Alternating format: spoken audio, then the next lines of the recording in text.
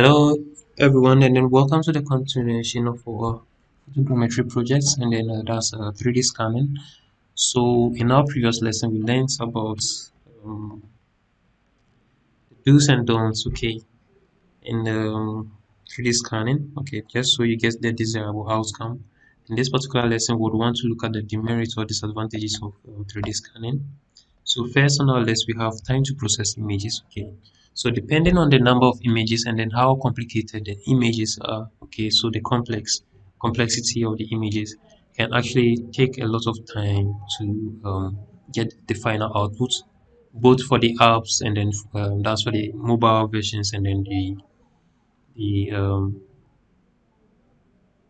computer versions. Okay, that's PC versions. Yeah, I remember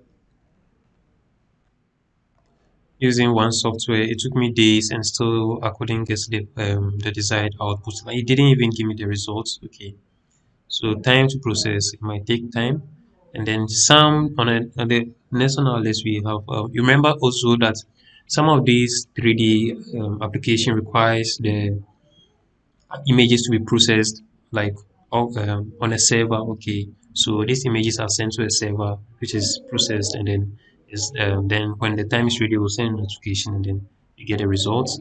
But I think there was one recent app that actually does the processing on your phone. Yeah, I've not tried that out. I've forgotten that, but the apps that are shared with you, most of them do the processing in the cloud, and then the final output is then shown to you on your device or within the app. Okay, now let's look at some softwares required. So some softwares require GPU to function. GPU is graphical processing unit or graphic processing unit. Then if your PC doesn't, if your computer is using CPU, it might delay. Okay, because I use GPU, I still get some delays. Okay. So if you use Scannet automatically detects if your PC is using GPU or CPU, and it knows how to process things. Okay, but getting a GPU computer too might be expensive.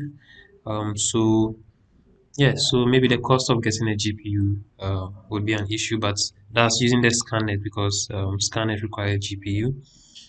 And then if because GPU graphical processing units will actually give you a good result compared to that of a CPU. Okay, so using GPUs for photogrammetry actually gives you good results.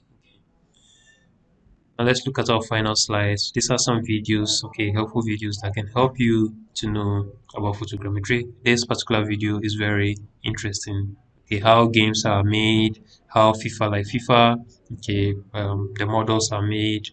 Oh yeah, so photogrammetry, they use photogrammetry for these players, and then for their that the FIFA versions, and then for games. So you can see this cards, there's the game version.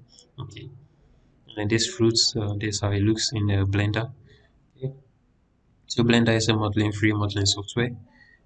So thank you guys, and then I hope you guys enjoy this lesson, and then you might want to do a lot of experimentations to get like a good result. And remember, the only limitation to what you guys can do is your imagination. Thank you.